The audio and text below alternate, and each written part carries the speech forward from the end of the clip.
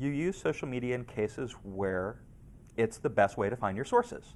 It's not about one platform beating the other. It's about where are your sources and where are your experts.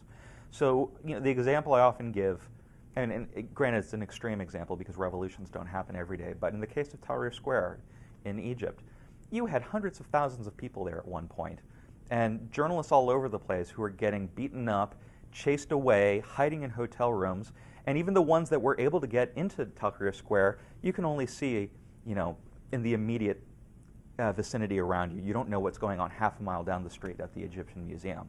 And so being on the ground, you're going to be able to do some great reporting about what you're seeing with your own eyes.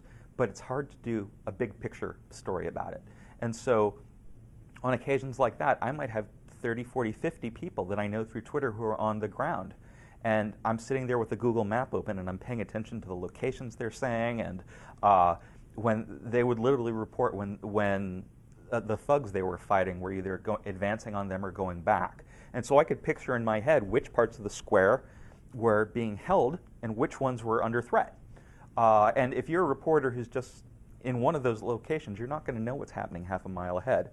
It doesn't mean that the reporting you're doing isn't going to be great reporting, but it's just going to be that one angle. It's also not that different than if you're reporting in a context where you can't be there in person. Think of all the reporters that have wanted to get into Iran over the last 2 years or into Syria over the last 6 months. Most people can't get in except for sneaking in. And even when that happens, it's a quick in and out kind of job. And so for many people, you'll find all the journalists are sitting in a place like Beirut.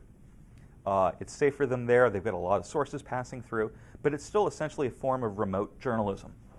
And so if you look at social media, it's also a form of remote journalism, except you may not be doing it face-to-face, but I can guarantee you that those reporters in Beirut are still having to use YouTube to watch the videos that are being snuck out. So there are benefits of them being there in person because there are sources there, but there are certain things that you still can do remotely.